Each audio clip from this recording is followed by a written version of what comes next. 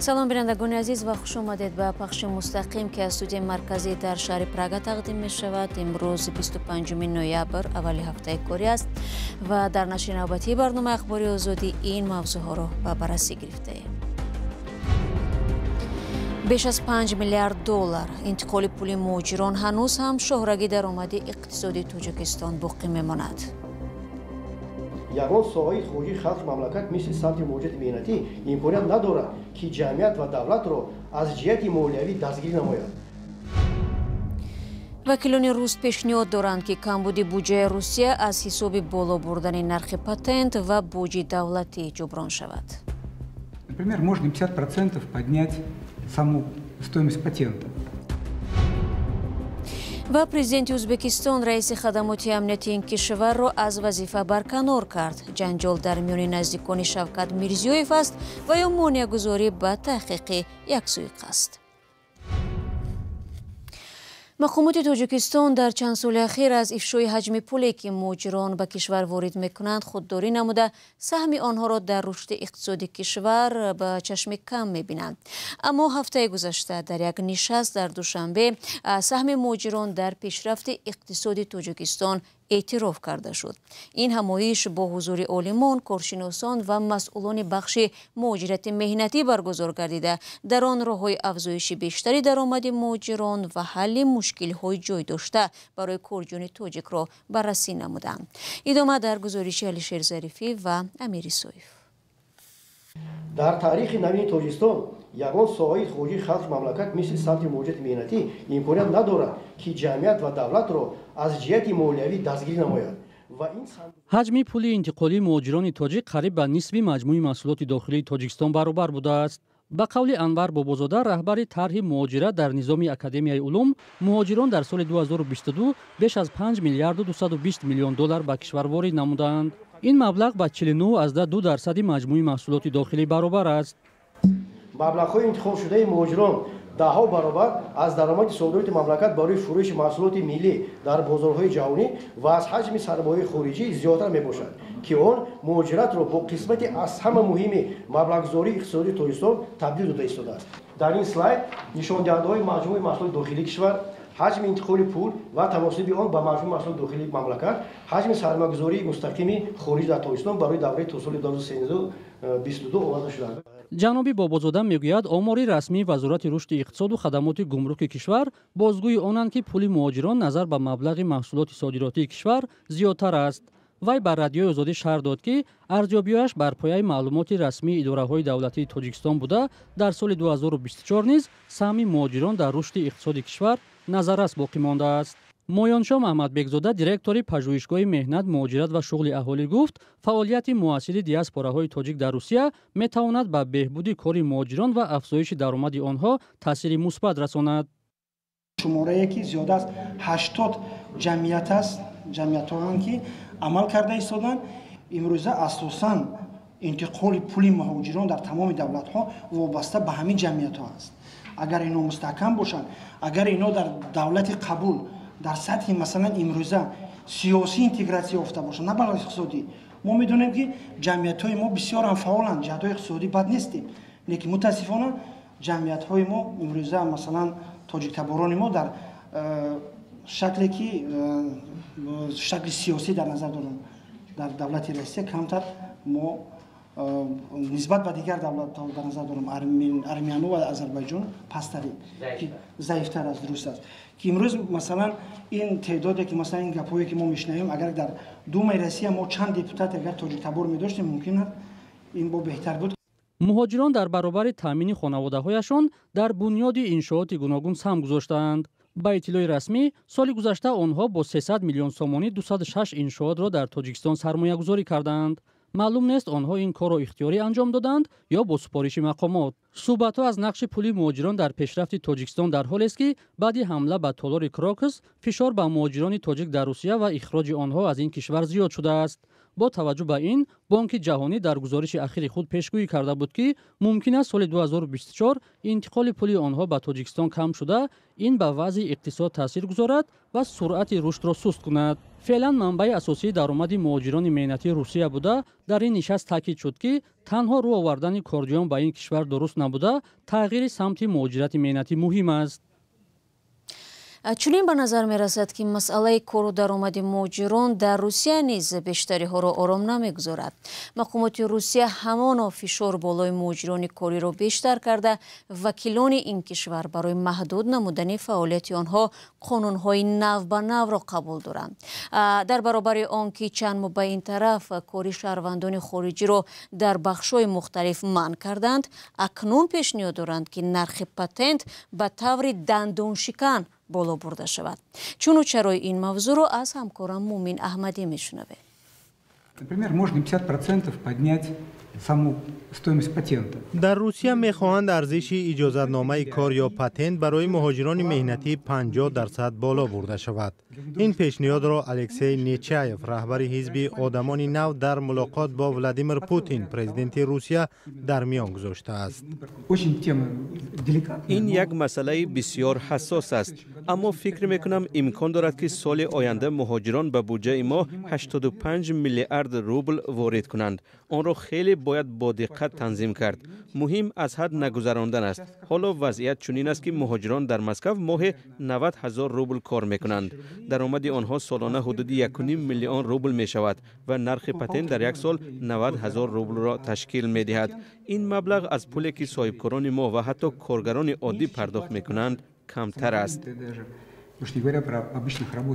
نیچایف بغیر از زیاد کردن ارزش پتنت پیشنهاد نمود که به قیدگیری خود اجازتنامه کار هم پولکی شده از روی آن باج جاری گردد. به اندیشه او مبلغ علاوه‌ای امکان می‌دهد که نظام نظارت سرحدی با سیستم‌های بیومتری مجهز کرده شود تا دقیق بدانند کی آمده است، به کجا آمده است و در کجای روسیه کار و زندگی می‌کند. در نوبت خود رئیس دومای دولتی ویاچسلاو ولودین این پیشنهادهای رئیس حزب آدمان نو را مثبت ارزیابی نموده است. ولودین روز چهارشنبه در جلسه پالاتای پایانی پارلمان گفت پیشنهادهای نیچایف صلاحیتناک و درست بوده، ما آن را بررسی و دستگیری خواهیم کرد. طبق قانونگذاری جاری شهروندان خارجی بدون پتنت در روسیه فعالیت کردن نمی توانند. پروانه کار باید منتظم دراز و پول هر ماهی آن پرداخت کرده شود، وگرنه شهروند خارجی حق دریافت درآمد رسمی را از دست می دهد. اکثریت مهاجران تاجیک در روسیه طریق پتنت فعالیت دارند و پیوسته از قیمت بلند آن شکایت می کنند. با این همه از سال نو ارزش پتنت در منطقه های گوناگون این کشور باز هم گرانتر خواهد شد. از جمله در مسکو از 7400 روبل فعلی به 8900 روبل و در شهر چلیابینسک از 8220 به 15000 روبل رسانده می شود. در شهر سنت پترزبورگ که حالا نرخ پتنت 4600 روبل است، احتمال دارد که از سال نو به 6000 روبل برابر گردد.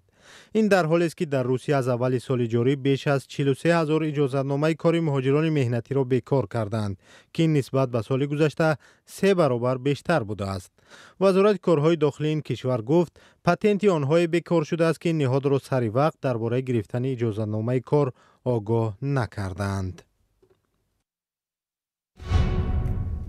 شما برنامه اخباری رادیو آزادی رو تماشا دارید. آخر هفته گذشته پرزیدنت ازبکستان شوکت میرزیویف رهبر خدمات امنیت و مقامداران بلندپایه وزارت کارهای داخلی این کشور را برکنار نمود. سرنوشت اوتابک اومروف شوهر دختر خردی پرزیدنت شهنازه میرزیویف که معاون رئیس خدمات امنیت پرزیدنت ازبکستان میباشد روشن نیست. در صحبت با بخش ازبکی رادیو آزادی چندین کارشناس ابراز داشتند که بحران اخیر بعد از سوءقصد ناکام به جان کامل علمجانوف یکی از منصبداران سابق حکومت و از نزدیکان سعیده میرزیویف و دختر کلان پرزیدنت ازبکستان آغاز یافت. تفصیلات در گزارش کلمرسیاتا. روز 23 نوامبر در جلسه اضطراری حکومت ازبکستان پرزیدنت این کشور شوکت میرزیویف، رئیس خدمات امنیت دولتی عبدالسلام عزیزوف و یک عده منصبداران بلندپایه وزارت کارهای داخلی را از وظیفه‌هایشان برکنار کرد. سبب رسمی این قرار اعلان نشده است، اما منبع‌های قابل اعتماد بخش ازبکی رادیوی آزادی این تصمیم را با مانع‌گذاری به تحقیق سوءقصد به جان کامیل علمجانوف مربوط می‌دانند. همین منبع‌ها به بخش ازبکی رادیوی آزادی گفتند که آتابک عمروف معاون رئیس خدمات امنیتی پرزیدنت و شوهر شهنازه میرزیایف و دختر خردی شوکت میرزیایف روز 23 نوامبر ازبکستان را ترک کرده است. گفته می شود که او به کره جنوبی رفته است. کامیل علمجانوف سردار سابق آژانس اطلاعات و ارتباطات ازبکستان شب 26 اکتبر یک روز پیش از انتخابات پارلمانی در شهر تاشکند هدف حمله قرار گرفت. مقامات ازبکستان گفتند که ماشین او تیرباران شد.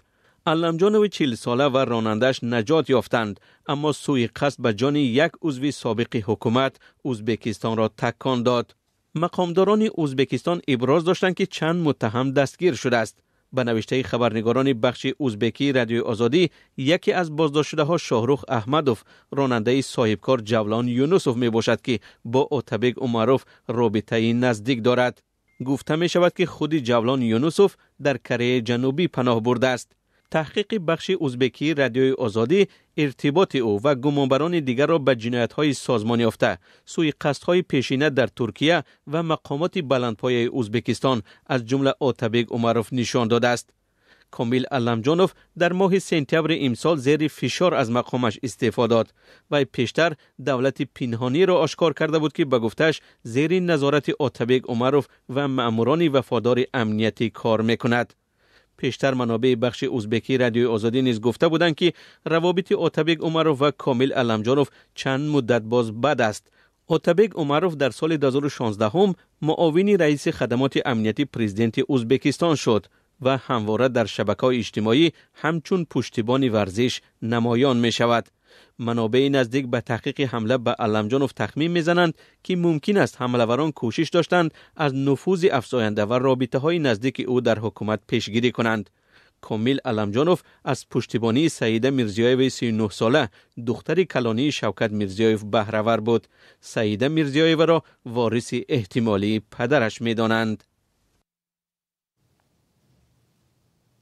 در ضمن مهمه سال روان رادیو آزادی درباره آتابک عمروف زیر عنوان ساعتی 2 میلیون دلاری داماد پرزیدنت از کجاست یک تحقیقات مفصل نشر نموده است که شما را به تماشای آن در صفحه رادیو آزادی در شبکه یوتیوب دعوت میکنم. اما پاره از این گزارش حالا پیشکش می شود.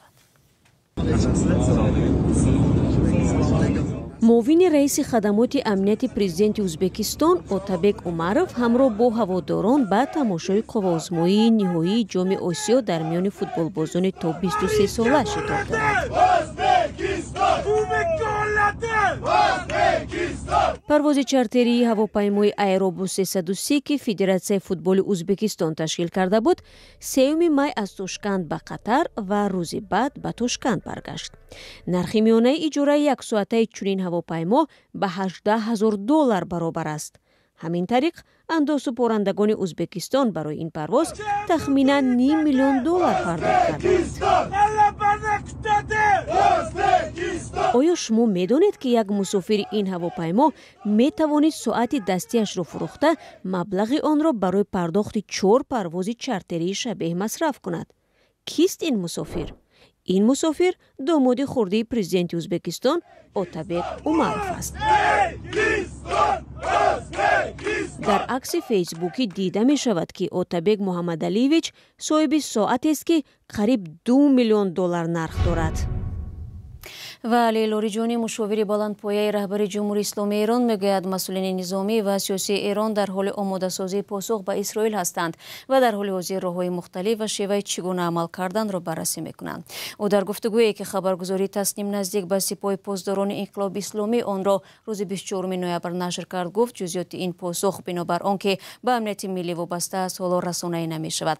پس از حمله اسرائیل به مرکزهای نظامی ایران در روز 26 اکتبر مسئولین جمهوری اسلامی بارها صحبت از پاسخ به این حمله و اجرای عملیات وعده صادق 3 را داده بودند.